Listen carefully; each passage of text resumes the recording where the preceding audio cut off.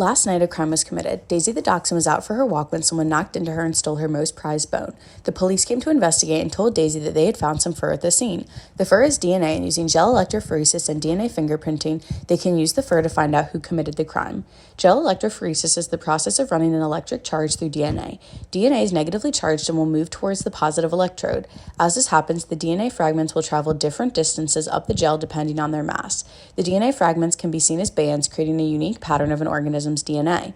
This is used in DNA fingerprinting, which is a technique that is used in crime scene investigations to establish a link between DNA found at a crime scene and a suspect. We have 4 suspects. All were near the crime scene when it happened. The first is Harold the Husky, the second is Benny the Bulldog, the third is Charlie the Chihuahua, and the fourth is Charlie's daughter, Chloe.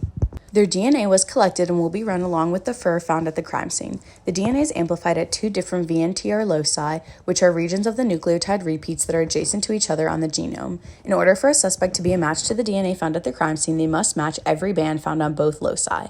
Both VNTR loci of the fur samples are shown below, and now we can work with the police to find out who took Daisy's bone. First off, Daisy can be excluded because her DNA fragments do not match any of the fragments from the sample. Her DNA is shown so that the police know that it is not DNA from her because she was obviously at the crime scene too. Looking at the first amplified DNA sample, we can see that Benny can be excluded from leaving the DNA evidence because at the first locus, his DNA bands do not match the bands from the unknown sample. While they do match at the second locus, both banding patterns would need to match in order for the DNA samples to be a match. His profile also does not fit with committing the crime because he had just come from dinner, so he has no motive to steal the bone. The next suspect is Harold. His DNA band match both of the bands from the sample at the first locus, so he cannot be excluded yet. He also still has motive because it was his wife's birthday and he may have needed a last-minute present. However, his DNA does not match the unknown one at the second locus, meaning he can also be excluded.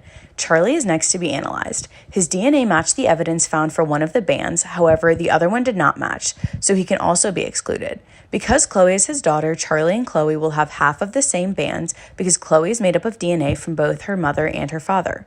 Our final suspect, and the only suspect left, is Chloe. She was coming from barking lessons, so it would make sense that she would be hungry. All of her DNA fragments match the DNA found at the crime scene at both loci. This proves that she was the one who stole Daisy's bone. After a few minutes, she confessed to it and apologized. Daisy forgave her, and Chloe brought her a brand new bone. Luckily, this was not a very serious crime, but this process has helped here and has helped the police solve many crimes.